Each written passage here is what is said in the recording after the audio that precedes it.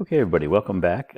This week we're going to talk about some of the tools you can use to build your case and to enhance your interviews. I call it cool tools, but some of them aren't so cool, but they're all very useful. And in fact, by the end of this particular unit, you're all going to have available to you a list of at least 150 different sources of info that you might think about checking in order to enhance your investigation, to fill in, your who, what, why, when, how, when, and then also to build what we're going to call a dossier on potential interviewees. So first, let's recap what we talked about last week, and I want to be really clear on something, because sometimes when you look at that unit about interviewing people, it really sounds kind of devious. It sounds like we're trying to uncover the worst about people, and I will tell you that I'm an optimist, and I think people are good. They're good at heart. There's some limited exceptions, right? There are sociopaths and psychopaths amongst us, but they are few and far between. Most people are good at heart, but they're fallible. They're human, and they don't want to share their faults, which is really what we're asking them to do, especially when we get into suspect and subject interviews. It's not trickery. It may have sounded like we're trying to trick somebody into saying something, but what we're really trying to do is just to get them to tell the truth, with everything really except for the why they did it. And I will say that in that case, maybe you could say it's a bit of trickery. But we're really trying to just get them to admit what they may have done. We don't want to take a false confession, but we do, if we know and we have other evidence to support it and we know we have the right person, we do want them to get that out and get that confession. I think people want to do that. I think they want to make things right. And really what we're doing is we're not being dishonest. We're being, that calm, measured, business-like professional, but we're offering them alternatives and soft landings. So, is it easier to say, I killed that person because I thought they were going to try to kill me first, and I thought they were breaking into my home, and, they looked like they had a gun in their hand, and that's why I shot them? Or is it tougher to say, I shot that person because I'm a sociopath and, I just enjoyed watching the look of death in his eye, right? The softer landing is where people want to go. And if we're not concerned with the why, there's no reason we can't give them that soft landing. And in some ways, don't look at it as trickery, look at it as compassion. Because what you're allowing people to do is to do the right thing by admitting their fault and getting that out of the way. And if they want to take a little softer landing to do that, that's okay. There's no harm, no foul in that for our purpose. And really, at some point, they probably know why they did it, and they'll own up to that internally. What do we mean by these tools? Well, they're systems, they're sources, artifacts. They're usually generated by the person you're interviewing or by someone else, but they are personal generated, right? And they enhance your investigator ability. They help you clear the matter. They are the evidence, right? The stuff that goes in an evidence bag, or that you can view, or that you can touch, or that you can read. It could be directly related to the matter, which is the first type of evidence we'll look at. And then it also could simply help you frame conversations, which is the second type that we'll spend a little more time on, actually, because it relates back to our unit on interviews. But in any case, you're going to use this information to validate that what, when, where, how, who, why in your investigative plan. So you're going back to your investigative plan. If you remember correctly, you wrote the questions that you need to answer, the proofs, and then you made some list of things that you're going to use to try to do that. You're going to start there and build on that, but that's really where you're going to, is that second layer of the investigative plan where you listed the tools and potential sources of information. That's the tools that we're talking about. So when it comes to these investigative tools, there's really two main goals of these. The first one is fact-finding. You're simply finding facts and you're confirming, clarifying the questions in your investigative plan. When did this take place? Well, the complainant said between 1 and 3 in the afternoon, this person entered my office and slapped me in the face. So you're going to confirm that both parties, the person who was slapped and the one who did the slapping, were available between 1 and 3 at the location. You're simply really going down your investigative plan to understand whether or not there was opportunity in this case. There's also the dossier building part, where you're collecting information that will help you in the interviews. So as you're collecting one, you're also collecting the other in most cases. But you're going to build information about both the victim and the potential perpetrator, or the accused, so that when you interview them, you have more information to help guide your interview and help guide some of your questioning. So you really have two main goals of the tools, the fact-finding and the dossier building. In your investigative plans that you wrote in the midterm, you identified many of these fact-finding tools yourself. Time-stamped records, so access control records. When did they run their ID badge on a card reader? What time did it say they were in or out, right? What time did their time card say? When did they punch in and out? Video evidence, right? Stuff from the CCTV, actually VSS system, where you go back and you're looking at the footage. Work and disciplinary records may very well be fact-finding tools in investigation to see whether somebody had a prior instance of something. Their resume, were they working and their job description together, were they working somewhere and doing something that they were able to do, that they had a history of doing and they were required to do? Very important in many investigations.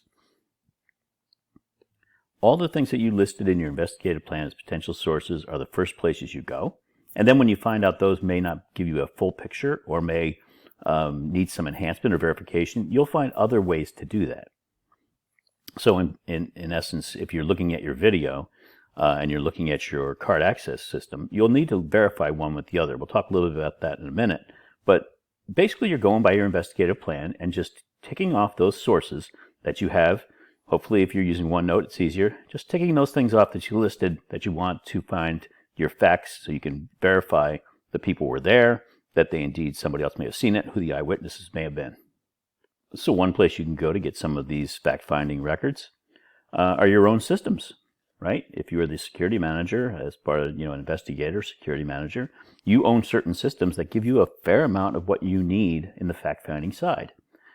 Access control histories. They'll give you the names of potential eyewitnesses, perhaps. If something happened in a certain area at a certain time, and you can go back and see who may have been in that area by way of card transactions, that may give you a potential eyewitness list. Video systems. You could go back to the video system and run the video, and everybody always goes to that, and we'll talk about that in a later slide, but you can put people in places and show their possible field of vision. For instance, if the incident is happening behind the person and the video shows them looking straight ahead, you know that they may have heard something but they didn't see anything. So the video system will help you put in perspective how much of a witness they might be and how strong their account might be. Alarm systems.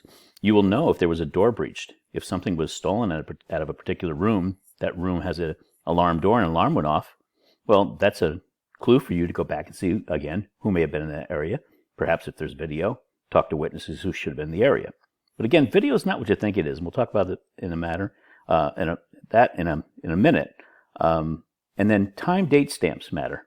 Time date stamps on video systems and access control histories need to be correct. Sometimes they don't update automatically. You're responsible for that, so make sure that they're always in sync.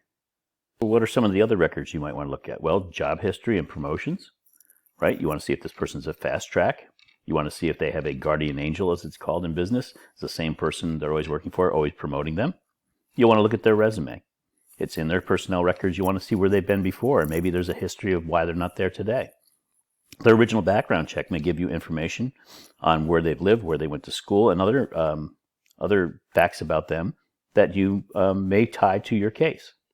The I-9 form, or the immigration form that everyone fills out when they take a job, oftentimes people will present a passport for that. Well, if they have a passport, can you check and see where they may have traveled to? Some issues in the workplace become cultural, and sometimes people bring that cultural bias, if you will, into the workplace, and it's the reason or a extenuating circumstance of a particular wrongdoing. Well, I've had that happen a number of times, so understanding where they may have traveled to is something that you probably want to take a look at. Disciplinary records, obviously. If they've been disciplined for something before, 3 or 4 times, and you're looking at that same issue, you have a pretty strong indication that they may be involved if they had been proved to be involved in similar incidents in the past. Expense accounts, travel records, very important to see the lifestyle. And that's more of a dossier item sometimes than a fact-finding item, but it still can tell you about what their habits are, what they spend on. Is there any travel that looks out of place? Any expenses that look out of place? Same with procurement and purchasing records. What are they buying? And then authorized signing authority.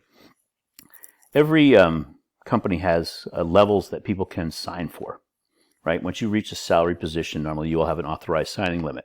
And that's the amount of things that you can buy, a dollar amount. Sometimes it's 0. In my case, I can sign for $50,000 of new purchases. So if I need to buy something and it's less than $50,000, I can sign the purchase order and buy that item for business purposes. Others may have a higher, and in fact, many people have higher than that in business, and others have much lower. Look at what their authorized signing authority is. If you're looking at a theft and they have a very high authorized signing authority, you should be concerned about what else this person may be up to. If they have that much leeway, if they travel a lot, have a very high expense account record, a lot of spending, and you're looking at them for a minor theft, you probably want to dig just a little bit deeper, because it's unusual that someone that has those other tools available in which to commit a crime, which would resort to a petty theft, let's say. So those are all things that you want to do to get a flavor for the person, get a flavor for the case. But again, all of these can be things that are listed on your interview plan, or excuse me, your investigative plan, without a suspect. That if you're looking at a case of somebody cheated on expense accounts, then this would be something that you're going to look at, right? An expense account record. So all of these are sources of records internal to a company that are very easy to get, that you simply just have to ask for and have a good relationship with HR to ask for them. But besides all that, when you get to the interview stage, wouldn't it be nice to know the relationships, the financial status of your suspects and subjects? I mean, look, that goes to the why, and you don't have to prove the why, but it certainly is nice to try to hone in on one, right? The education level of an interviewee. If the crime is one of very intricate embezzlement, right, using a very intricate scheme, it is unlikely that someone who doesn't have a high amount of accounting skill and education is going to be able to perpetrate a crime like that. Understanding your interview's education level then is important. Understand whether people are living outside their means, right? If you understand the person makes $50,000 a year and lives in a neighborhood of $1 million homes, it could be that they have an inheritance. They could be a trust fund baby. Their spouse could have a higher paying position. They're the lower earner, and therefore, their earnings are not impactful on the value of the home. But you kind of want to know whether people are living outside of their means, and that may be a motivator to commit a crime, especially one involving finances. Habits, opinions, and moral compass indicators, all of those things will come into play in an interview. And I'll explain why in a second here. And of course, arrests and convictions and other legal entanglements, understanding those before you interview somebody helps take you down the right path when we use those techniques we talked about last week. And the tools we use for those are called dossier tools. So dossier is a collection of papers and or sources containing detailed information about a particular person or subject, together with a synopsis of their content. It really is simply putting together a history, in our case, on a person, your interviewees, each person, your suspects, and definitely your subjects, so that you have a grander understanding of what they are in a holistic way, right? You don't want to just know, well, I know that he's a machine operator. I know he's been here for 2 years. I know that he works the day shift. You want to understand a little bit more about this person if you're going to interview them and potentially take them down the path of baiting techniques, right? You're going to want to know what they like, what they don't like, hobbies, politics. What are they, a family person or not a family person? How are their finances, right? Is that maybe something you can bring up in an interview? Other personal information helps you frame your questions better, put different themes on your interviews, and it's especially helpful in baiting.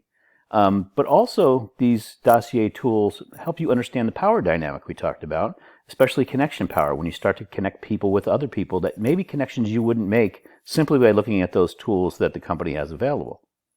So if you're not going to pull this information from company records, right, from the personnel file and other things, where are you going to get it? Well, I think you all know that there are many internal and external sources, that the interviewee normally generates these things themselves, so it's very hard for them to discount them because they indeed make these records. Many of them are contingent on where you happen to be in the world, because some of them, especially the external ones, have some controls on them. Pennsylvania may be different than Michigan, where I live. And so we'll talk a little bit about that. But also the communication devices they use, obviously. Physical security system histories. We talked about using the physical security history for, straightforward verification of where somebody may have been and what they may have seen. But you can also piece those things together to form a few different items that might be of interest. Social media, obviously, and I'm not going to do a lot on social media because you guys know it better than I do. And you also know the value of information in social media. And there's also open source records we can talk about that can help you put together a fairly nice dossier on somebody to get an idea of who they really are and what makes them tick before you take them into an interview. So communication devices. When you take a job with most companies, they will give you certain communication devices because that is how companies work, right? Be they for profit or non-profit. You will normally get a laptop at work. You will normally get a cell phone at work. You may get other devices, a tablet perhaps, depending on what your job is. Just don't think about the emails that people send. You can always pull email, and every company owns the server that those emails go on. They own that email. You have very little expectation of privacy in the workplace when it comes to what you do on company-issued devices, and especially when you're using them on company-owned servers and networks. In fact, most will have a pop-up when you sign on with your password that tells you that anything you do is a work product, and that work product is the property of the company and not of you. So when you go in to do an interview with somebody, you may want to pull their email. You'll have a good relationship with your IT folks and your forensic folks, and you want to pull their email. But also think about instant messaging. Many companies have an internal instant messaging. It's not just over cell phones where you're doing text messages back and forth, but those are also in play. Cell and desk phones, you can't necessarily bug a phone, right? That would be illegal, but you can pull records to see where people have called, right? Teams, Microsoft Teams, a relatively new tool, has a chat feature. They're all company property. You should pull every one of those records. When you pull cell and desk phone records, pull the records just to see what numbers were dialed out. I mean, that's all you're looking at. You're not invading somebody's privacy and listening to the conversation. Now, on instant messaging and email, and it's in writing and it's on your company server, you certainly can read those, and you should. You're generating that work product on a company system. It is open season. Now, external email servers, when somebody goes on their work computer and then goes to their Gmail account, you will only be able to see they went to that Gmail account. You won't be able, or went to gmail.com to check their email. You won't be able to necessarily see. Most companies don't have a keystroke monitor on where you capture everything. Certainly, if you get a job working with the NSA, there's going to be a keystroke monitor on. They're going to be able to tell everything you write with that laptop. But in most places, external email, you'll only be able to see where they go. However, oftentimes people will forward messages, so those are open season too. Once they come onto your server, once they come onto your system and onto your device, if you own the device and you give it to an employee to use, you have an absolute right to look at those things, and you should pull as much information as you can to try to build that dossier. So, what are some of the things that you might find, and what are some of the things you can use from pulling that information? Subjects make errors. That's why they're subjects, right? Nobody has the perfect crime. Internet searches. People will often search the internet for all kinds of things related to something they did. Now, it could be how-tos, how to call in a bomb threat, how to steal from your employer, how to download software without getting caught. People will do internet searches for things that are directly related to what you may be investigating. Okay? Wayfinding programs. If they say that they don't know a person, they've never been to a place, but you go in and you find out that they went into a search or a mapping program, you'll find that they have time date stamps where they look up an address, right? You can challenge them then in an interview that if you didn't know this person, why were you looking up where they live? Why were you looking at a Google view, aerial view of their home if you have no interest in them? And you will find that happens. Now, IMs are particularly interesting because people tend to relate that to the text message you send on your cell phone. So people text back and forth stuff all the time, right? And they chat on their phones all the time. They use Snapchat. It supposedly goes away, which we know it doesn't, by the way, because there's screenshots. And so there are many, if you think that Snapchat just goes away and there's no history of it, try again. But people tend to think of the IM features on their company laptop in the same way they think about text messaging, and they will say anything, and they get very sloppy. Can't tell you how many cases I've cleared where there was nothing in the email, nothing in the search history, but their IM was just full of information that took me to somebody's guilt. So IMs on a company system, definitely a great place to look. People forward personal mail to company addresses. Oftentimes, it's because companies have such great cybersecurity on their systems. It's easier sometimes to draft a document on your home computer, not have to worry about all of the the sign-ons and VPN and everything else. You do it, then you just email it to yourself. And people do that all the time. They also think that when they delete things, it's deleted. And if it's on a server, it's really not in most cases. So, all of those things that make people sloppy. They think they know computers well. They think they know how things are set up. But realistically, they get sloppy. And that's a great thing for us in our job. Have a solid relationship with your forensics or IT forensics person or someone in your IT group that has access to pull all these records. You don't want to go and start asking for them and then having them have to go ask HR, can I share this with people? Then you're going to have a meeting as to whether or not it's allowed. Then you have to go to a lawyer. You need this stuff fast. Set up these relationships ahead of time so that you can get this information pulled on a request and have it pulled quickly. But you will find that subjects get very sloppy, and these 4 things right here are things that are in almost every case I've had.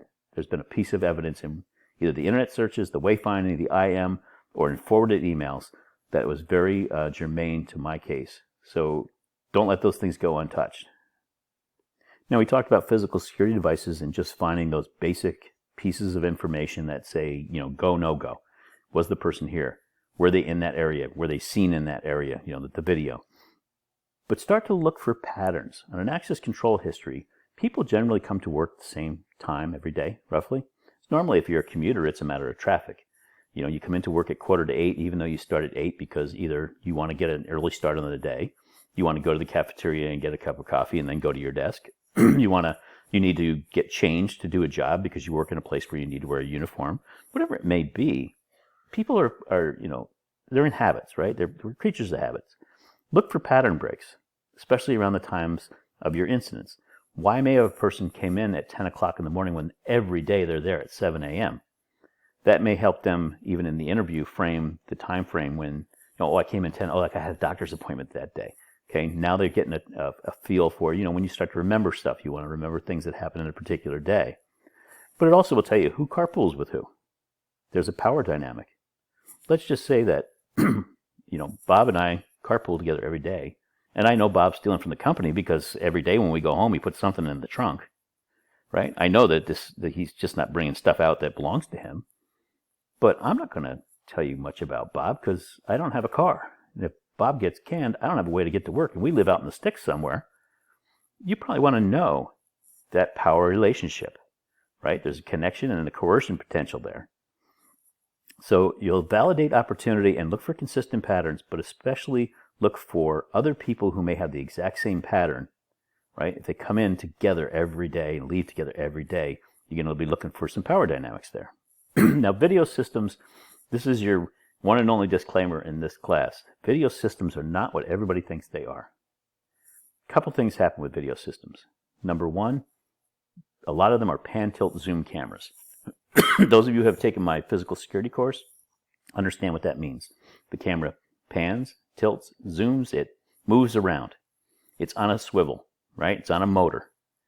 And I will tell you that when the camera is looking right, that's when everything is happening to the left.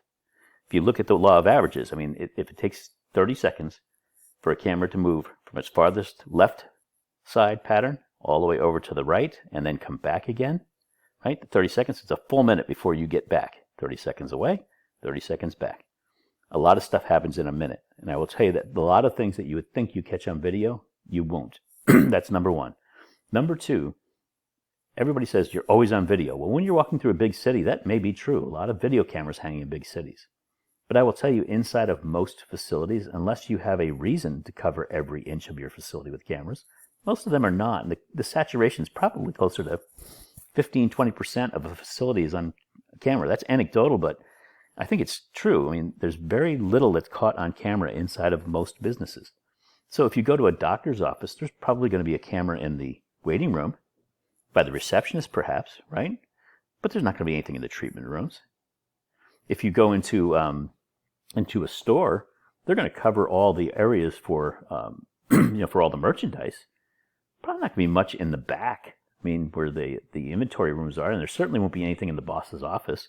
He sets the cameras up, right? I mean, he tells them where he wants them. It's not as saturated as you think, okay? You really have to use multiple views to try to piece together a story, but don't over-rely. And I did notice on some of the investigative plans, everything was, I'll check the cameras, I'll check the camera, I'll check the camera. You're not going to really, in reality, have that option. Very little is caught on cameras, so start to look for other things. But if you do have cameras, look at multiple views and multiple, in the time frame, what else was going on around that one. Don't just look at one camera, see something, because you may find that it pieces your story together a little differently if you look at multiple views. Time date stamps. Again, especially in video. Now, most videos are on net video recorders these days, and they are oftentimes synced with the server. They are a server in and of themselves. But not everybody's using net VRs. You still have DVRs, you still even have VCRs out there. And the time date stamp, when the time changes, right? Eastern Daylight to Eastern Standard Time. Somebody needs to go and change the time on the camera, on the recorder rather, and nobody ever does that. It is one of the major problems when cases go to court that the time date stamp on video does not match reality. Right? You show somebody on your access control system that they leave the facility, they run their badge, and the gate opens, and they walk out at 4 p.m. And you've got them on video, and it says 4:06 p.m. on the video. And it's because the two are not synced together. And a good lawyer is going to say, my guy couldn't have been in two places at once. And once you get shot down on one little piece of video not matching other time frames, that whole video becomes inadmissible, and you lose it. Use one source to validate the other, and anticipate what questions people may ask about, did you look at other cameras? Are these time date stamps the same? Anticipate all those questions when you're putting together your case, because I will tell you that physical security devices, and it's embarrassing because you're responsible for them if you're the security manager, often don't match up. But use them to piece together other patterns. You're really looking for consistency when people come and go, and when there's changes, and when others come with them, and then all of a sudden don't come with them. It may help you in a case to understand what's going on with this person in their life. Now, open source records are just that, things that you can go online to search on just about anybody. Now, arrest records and conviction records are different from state to state. I will tell you that I find it interesting. New Hampshire is one that just blows my mind, because when you get arrested, your name and your date of birth, not your date of birth anymore, but your age, and your address can go in the local paper. Bob Jones, 46 of 123 Main Street, was arrested for drunk driving on Friday night in the town of any town. When Bob gets convicted, you have to go and file for a Freedom of Information in New Hampshire to find out what he was convicted of. If he copped a plea, it would be different than the DUI you would expect, and what the punishment was. So it seems backwards to me. In most states, arrests are not reported to the public, but convictions are open, and you can go look at them. Now, I found Pennsylvania is tough to go find offender records that did not result in corrections time. And in corrections, I could only find active corrections cases, not past ones. In Michigan, on the other hand, when someone goes to prison, you can always look up their prison record and see what they went for. Most states now have sex offender registries, so you can check there, and you should check there. Online court records can be statewide, or they can be countywide, or some combination thereof.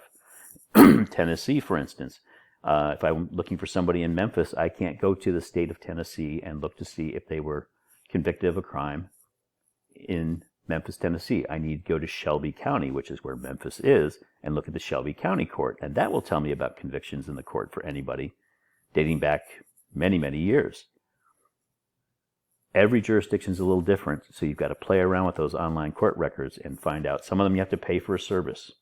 Arkansas, you have to pay for a service, and you have to post a bond, up to $25,000 bond, which means you buy an insurance policy for $100 that says if you cheat the state and don't pay for the service, they can come and get their money. And then you can go directly into their records once you've posted that bond and fill out the application and paid the subscription fee. And for, I think, $10, you can go in and you'll look up anybody, and they'll tell you anything about them. But you have to subscribe to it ahead of time. You can't do that when the case first comes up, right? It takes time to mail in all the forms and get your bond and all that sort of stuff. So this is things you need to think about ahead of time. Another thing you have to think about in open source records are name checks. And I had a case one time where I had a site where there were a large number of people who were getting warrants served at the place. And the site leader called me and said, I've had like 4 contractors come through here in the last couple of months, and the cops just keep showing up with warrants for these guys. Is no one doing a background check? And so we had procurement audit the background checks of the companies these people worked for, and they said, no, they're coming back with clear records. Well, it's because they were checking Joe Smith rather than Joseph Smith, or Joseph Smith rather than Joseph A. Smith. If you're only doing a check based on names, and there's some of those 1995 one-time background check services only check based on name and approximate age and race. Gender, race, approximate age, and name. That could be any number of people if you've got a very common name. So you want to make sure that any matches you have, you can verify in another way, because, and again, it could be coming back the other way. You're coming back with a clear record when the person does have convictions. You want to check their given name, the legal name that you can find for them, against any criminal records. And you want to check addresses for anybody with a conviction, because you want to know if they're living with other people who have convictions. You will find that many people in departments of corrections around the U.S. move from the prison system into a halfway house. And when you find out they have an address and then you list who else lives at that address, you'll find 10 or 12 other men living in an address, let's say. That's unusual, right? The normal family dynamic tells us that normally 10 grown men in their 40s don't live in the same home. Now, there's nothing wrong with that. If they want to do that, that's fine. I mean, it could be a boarding house, right? We don't have many of those anymore. That's kind of a thing of the past, but boarding houses used to be pretty common. Could be a dormitory of some kind, could be a hostel for all we know. But it is unusual, and you'll want to then do an association with the other names that come up at that address. In fact, my wife and daughter are both realtors. I think I've mentioned that before. And when they have they're going to meet a client for the first time at a house to show them a house, the client calls them. They have them send their copy of their driver's license, and I do a mini dossier and go through and check to see. And I have had more than one hit on people, and they're still entitled to buy a house, and my wife and daughter will go and show them that house, but they will go in armed. So there's a difference. In this case of the open source records, you really have to do an association game. When you find somebody may have a conviction, okay, find out where that conviction was.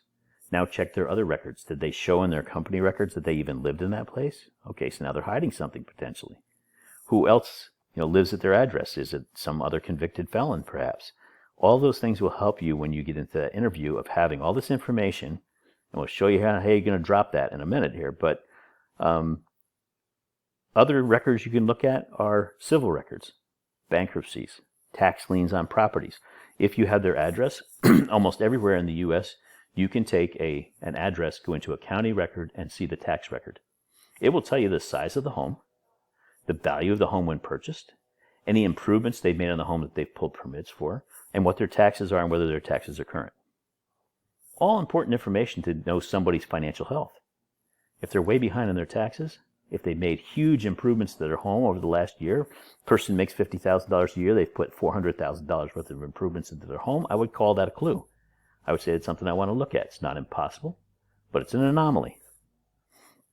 LLCs and businesses associated, you want to know if they have a side job.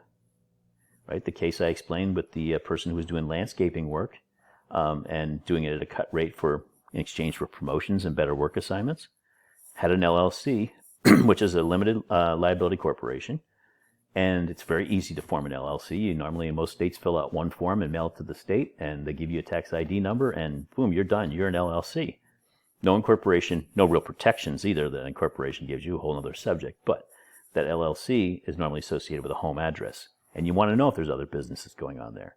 Property records, and then obituaries. I have found some interesting things in obituaries, quite frankly. Somebody has just recently lost a close family member. They will be listed normally in the obituary. You pull those just online. Can be county records, can be newspaper records. They may have inherited a lot of money, which may answer some of those questions on finances for you, but inheritance takes time. The day somebody dies, you normally just don't inherit all of their money. I mean, it's normally a year process or more. And death is expensive. If they've had parents who have been ill, recently passed, they may have mounting medical bills from a family member. Those are all things, all of those records are things you want in a dossier. They're going to help you frame your interview, especially when you get to subjects and suspects. So we're gathering all this information from all these different sources so that we can try to make a better interview. Okay, social media. You guys know a lot more about social media than I do. There's no question about that, because you grew up in a generation where social media is something that wasn't new, something you basically were raised with, right? But I will tell you, there is no limit. I said how unthinking. There is no limit to how stupid people can be with social media. No limit. Some of the hits I've had on people I was going to interview. I had a guy who I was going to interview, and the first time I put in his name and came up with a Facebook account, he had a bag of pot, a 9mm pistol in one hand, and a handful of $100 bills in the other. Now, the pot was illegal. He may have had a pistol permit. I don't know where he got all those $100 bills, but he was trying to play big guy, and he was trying to sell me on the fact that he was the most upstanding citizen in the world. It was just really kind of a bizarre picture for somebody from what he was trying to portray he was. I had a person who was putting out invitations to underage girls on social media. Had him in an interview on a I think I even may have talked about this case. It was a destruction of private property case. And when I sat there in the interview, I pulled up his social media account, and there it was. And he was obviously knew that the girls he was talking to were 15 years old, and he was trying to invite them to meet him at a bar. I mean, the guy was an idiot, right? But those types of things are very good to know when you're going to go and interview somebody. I have found people that have separate accounts, and I'll call them separate families, because in my case, it was not married, but the person was married to one person and had a girlfriend in another city, and basically one didn't know about the other. He was taking business trips every other week, and his business trips were to stay with the other family. This case is just now going to go to court, actually, and it was just bizarre to me. I couldn't figure it out. And at one point, he had 3 of them going like that. So he was home for 1 week and then gone for 2 on business trips. Business trips were on the other side of town with the other family. And he had social media accounts that showed him 3 different accounts at one point that showed him with the different families. And he had children in each one of these cases. I have found photos taken off the net that people claim to be theirs. Here's my new car. Here's my private plane. Here's my yacht. And then you go and you search and you find, obviously the person didn't have any of those things. And they just took photos off the net, put them there to try to impress people. And then obviously fake names and profiles. If you've not seen Catfish on MTV, watch it, because it's hilarious if you ask me. But social media really is, while it's important to some people, and I know that it's a great way to communicate, and I know that, many of you were brought up on social media and use it a lot. It is indeed a cesspool of information that is great for an investigator. And if you have things in your social media accounts, it's too late to erase them, but it's not too late to start to try to change them. And I will just leave my admonition at that. But I will tell you, from an investigator standpoint, social media is just the greatest thing since pop-up toast. It is fantastic for pulling information. So obvious places you go to Facebook, Twitter, Instagram, MySpace. If you haven't heard of MySpace, it's it was an original version of Facebook, if you will. Not quite as sophisticated, but it's still out there and it still has crumbs. And it will give you some insight into people. And look, in MySpace, I don't think it's been used for 20, 25 years really actively by anybody. But when you can go in and you can find crumbs of what people were like and some of the things, and maybe even connections that they still may have, it does help you. LinkedIn is a really good one in that many of the profiles are not complete. Very unusual that somebody would put in a job that they got fired from.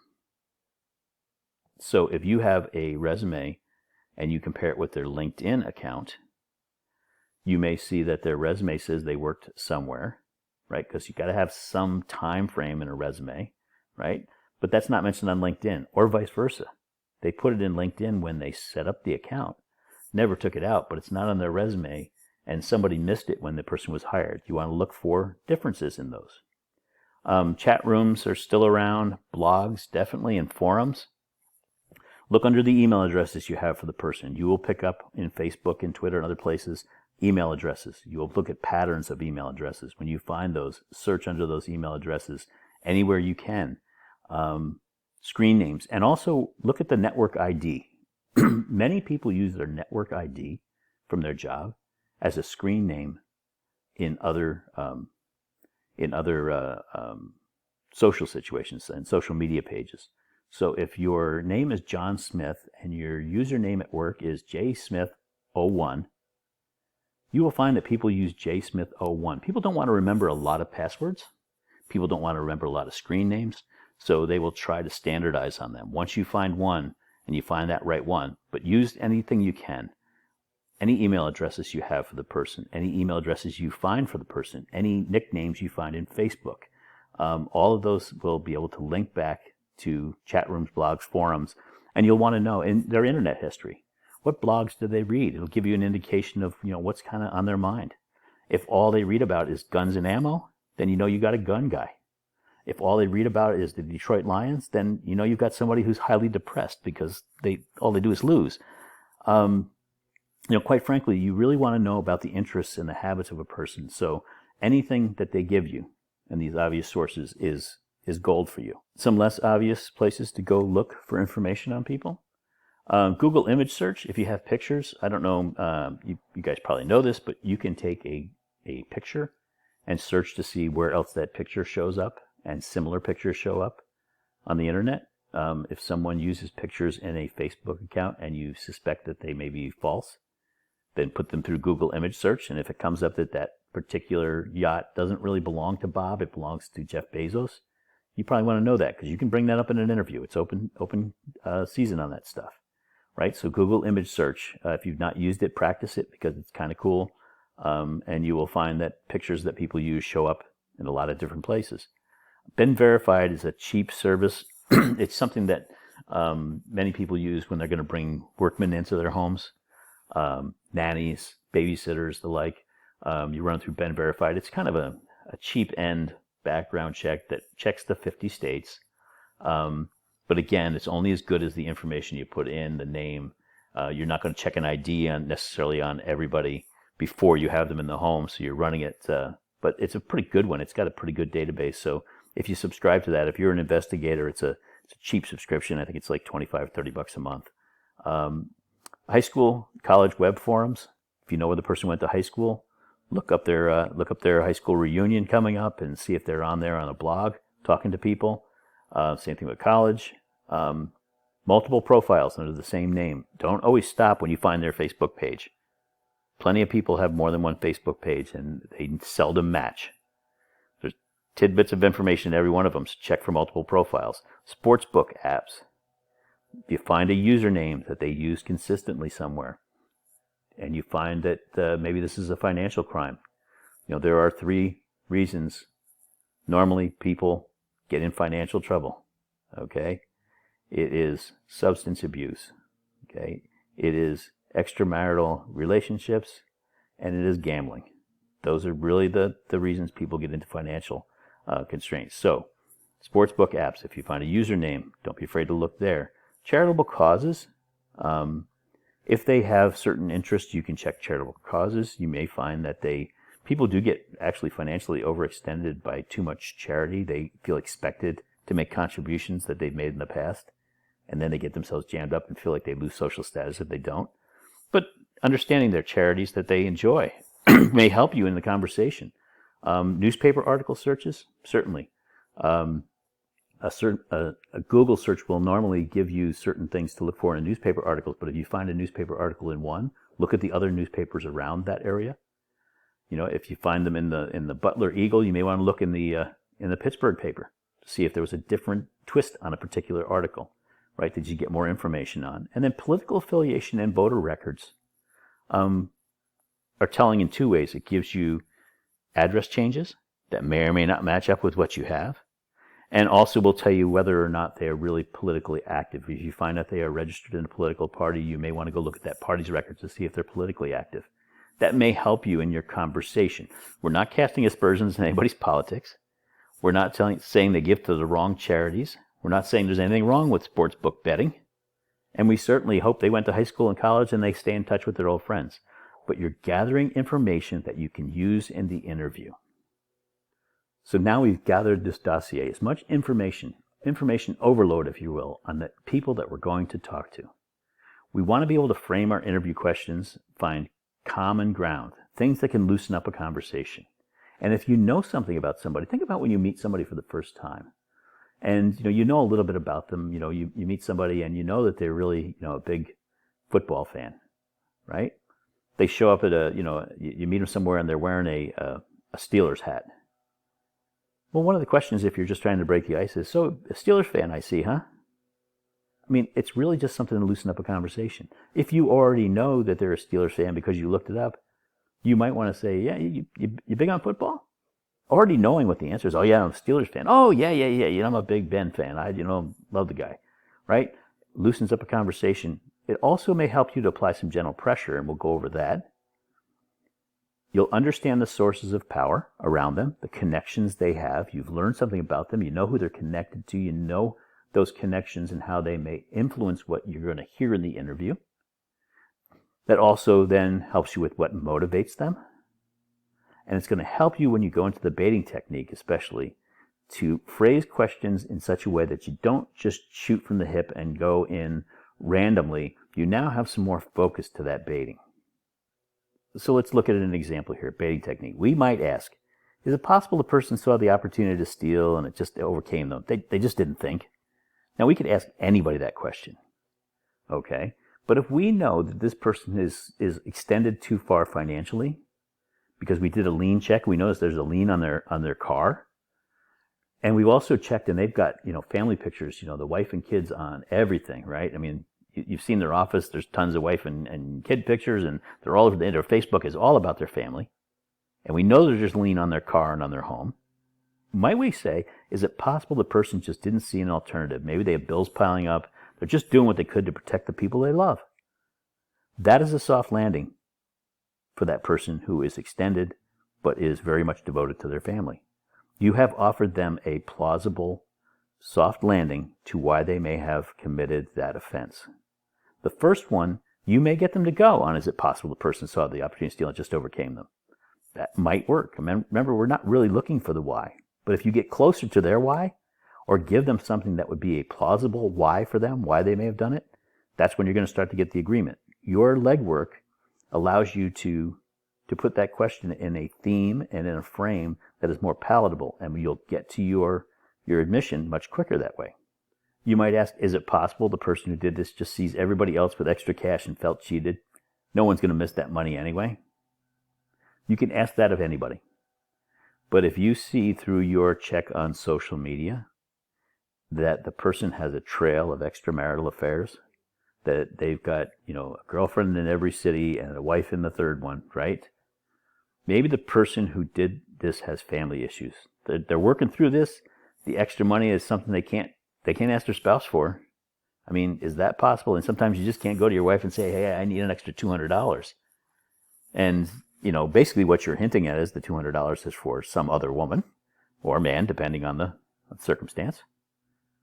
But you framed your question. Your baiting technique got better because you had more information on the person and you're able to hone in on things that might strike a chord. That's what all of this legwork is for. You can also use it to apply some gentle pressure. If someone seems to be holding back on you, look, Bob, Sally and the kids don't need to know what we're talking about here today. Now, I'm sure that this guy, Bob, never mentioned his wife's name is Sally, but you are just applying a little bit of pressure. You're letting him know that you know something he doesn't know. You're letting him know you've done your homework in that case. Betting on football is legal. A lot of us do it. It's just a way to have fun, make a few bucks. He didn't mention anything about betting on football, but you know that he's got himself overextended at the sports book. That's probably why he may steal something. Just generally, good people get caught up in situations that spin out of control and they panic all the time. We just need to start putting the pieces back together, right? You're there to help them get out of this situation. And you can frame it that way, and you can be that person. You can actually be there to help them get out of that situation. As long as you're getting the facts from them, getting the story from them while you're talking to them, there's nothing that says you can't be helpful. And the one that I've used before, more than half the people I know have bad credit, don't have $2 to touch together, but everybody believes that they're perfect because on Facebook they say so. And so it's like you're competing with everybody else, and we know that stuff on Facebook is just baloney. Not everybody is rich and famous and good looking. And sometimes people just need to hear that, and that's the pressure that says, you know what, you're right. I don't have to be that person. I can tell you what I know. These are gentle pressure questions. There are thousands of them that you can use. But each one of them has a little grain of something that relates to that person, and you got that from doing your background information. So last week when we talked about baiting technique, right, offering those plausible reasons why this person may have done what they did so that they accept one of those reasons because it's a soft landing for them. It's the most palatable thing for them to admit to, whether or not that's the reason or not. Again, it's a why. We're not as concerned with the why as we are with the did you do it, right, when we get to that subject interview. But baiting isn't always random. If you do that proper dossier first, your themes become much easier. You'll be able to start on things that hit a tone right as soon as you go into your baiting technique. You have to be empathetic. You can't be accusatory. The whole idea of everybody, look, sportsbook's legal. Nothing wrong with that. Everybody bets football, or at least they, even if they just bet with no money. I mean, everybody says, I bet you Indiana's going to beat Penn State this week. Nope. Sorry if that's too soon. But everybody says that kind of thing, right? So it's nothing wrong with it. You can be empathetic when you make these statements. They don't need to be accusatory. One thing you have to be careful is don't project your own morality. Keep your game face on. If this person is a gambler and a substance abuser and a womanizer, and those are things in your moral code that you find reprehensible, you cannot let that come across in the interview. Keep your game face on, professional, calm demeanor, and don't project your own morality. You have to be disinterested. That's the word, not interested. If I'm disinterested in something, I'm saying I'm interested in it, but I'm not interested in the outcome. Right? I'm not here to pass judgment. I'm here to collect the facts and get the story straight. And you're going to be helpful when you do that. Plan those pressure questions out ahead of time, though. If you know that you're going to strike a chord, you may need to strike a chord with somebody, always have at least one pressure question in your notes that you're going to go to. Because if you get them to the point where they're not quite sure and you think you got them, they're going to maybe accept something, that little pressure question may be the thing that just says, okay, this guy knows, so I'm just going to come clean. So have that question done ahead of time before you get into the interview. We're a little over time here, at least the time that I promised you, so I'll go through this quick. Some things to remember. Generation Z, no social media best.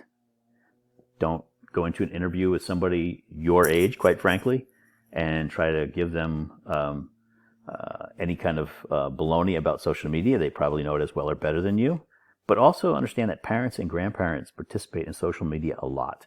Facebook is the number one way that grandparents stay in touch with their grandchildren. So, if somebody comes in that's you're going to interview and they happen to be 60 years old, don't assume they don't have a Facebook page and that they're not active on Facebook, because it's just as addicting for people 60 years old as it is for people 16. Generation X, the people who today are 30 to 40 years old, they blog and read blogs, right? Follow their internet history. I was able to find someone who was buying night vision goggles for the Michigan militia through company buying, through procurement, because I traced back his internet history and it showed that all he did was read blogs about the militias around the country. That's what made the whole thing click together. I could not understand what he was doing when I could see he was buying things and couldn't really, I found the night vision goggles, but there were also other things that just weren't making sense. When I put it all together, they were all things that could be used for, this case was a, militia group. So Generation X, look for what they read in blogs or what they write in blogs. It's a good place to start. Baby boomers, people like me, will have the best background. You could do a full dossier on me because I've just been around longer. It is easier in many cases to do a dossier on somebody simply because they are older. Because the longer you live, the more footprints you leave. So with an older person that you're going to interview, I would suggest that you go through and really press on that dossier. Don't assume that, okay, there's not going to be much in social media, and they've been here forever, so there's no arrest records. People get arrested and convicted while they're on the job all the time. They take vacation for their 1 week jail time they have to do, and they're on probation, and you never know it. Don't just stop because somebody's older. Don't look at the dossier, however, as an indictment. Nobody is perfect. You are going to find things on everyone, right? Everyone that you do a really good dossier on will have something that they say, gosh, I wish that hadn't come out. Because people are people. You're doing this to enhance your interview, not to pile on, not to say, oh, well, if they did this, they must be guilty of that. You're doing this to add flavor and color to your interview, to add more options for you when you get to baiting and reconciliation, really. So don't use the dossier to try to build a case against somebody. Use the dossier to try to build things that you're going to talk about in the interview that will help you get to build the case that you have at hand. Okay, so now we learned about something about the tools that we need when we have our investigative plan, and then the tools we use to build a dossier. And you are going to find a whole lot more, and I'm going to give you that opportunity this week, because we had the lecture, which you just finished, thank you, and went a little long, so I apologize for that. I hope you took a break in the middle. There's some reading, very light reading to do, and then there's a discussion. So the discussion is going to be a list this week, okay? If you wait until late in the week to post, it's going to be really hard for you this week. So when I say you post 3 separate times during the week, there'll be 3 separate posts that you need to do, but they are very, very short. And this is going to be the format we're going to use. Your first post, you're going to name a source of info you might use when building a dossier. Okay? Any source. I want it to be relatively specific, though. Right?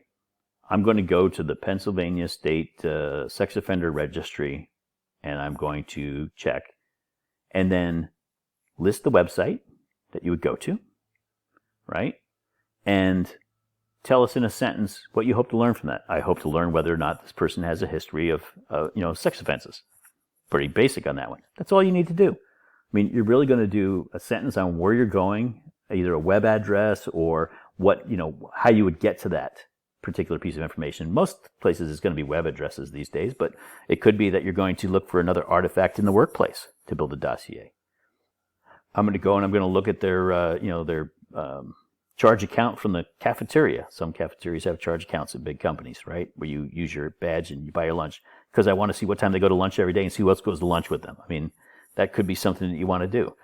List what you're looking for, where you're going to look for it, and then what use you think it would be. That's it. That's your first posting. Your second post, you have to wait for one of two things. Either 24 hours to pass or 10 other students to post.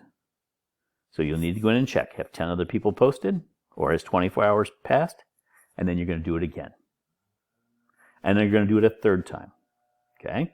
But you can't post your first post and then a second post with another one and the third post with another one all at the same time. You post one, then you wait for either 24 hours or 10 more postings, whichever comes first. Then you can post your second one. Then you can post your third one after waiting 24 hours or 10 more students to post. Nothing can be repeated. This is the tough part. Repeats don't count. You need 3 original posts to get credit. So you can't use something somebody's already used. So if you are someone who likes to come in on Thursday, you're going to have to read everybody's posts there, everybody's suggestions, and cross those off your list because you can't repeat anyone that anybody else has used. So if you get in early, the first one who posts, the first post is easy. If they wait for 10 more people or 24 hours, then they only have 10 more to check and see, okay, I can't use that one, I can't use that one. Okay, I got another one, I'll use this one. If you do it early, you'll be in much better shape. If you wait till Sunday, you're going to be reading through at least 60 posts to see what other people have used, and you're going to want to make a list so that you don't use those again. So I would suggest that you actually do make a list of what people use as their sources, right? As you go through, every couple of days go in and just, make a list of everything that's been done so that when you finally get to your third one, you're not going to repeat any of those. If you have questions about that, certainly call me and ask me about it. But just remember, no repeats. One more time for everybody. You're going to post on 3 separate occasions. You're going to be specific by adding what you're looking for, a web address or some other way you're going to find it, and tell us what you get from the check. You can do that in 3 sentences. No repeats.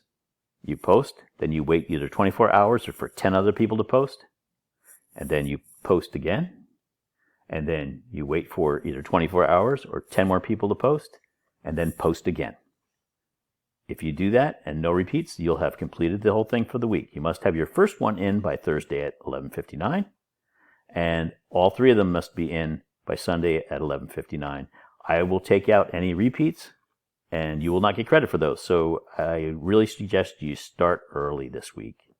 With that, we have gone through our investigative plans, our investigators' demeanor. We have looked at how to conduct interviews. We've looked at power dynamics that may impact those interviews. Now we've looked at building a dossier to enrich those interviews and make them even easier and more focused, especially when you get to subjects and suspects. So we'll keep building on that in future weeks. Have a great week. If you have questions about the discussion, I will be active in the discussion this week because I am on vacation from my other job. So I will be active, and I will see you on campus.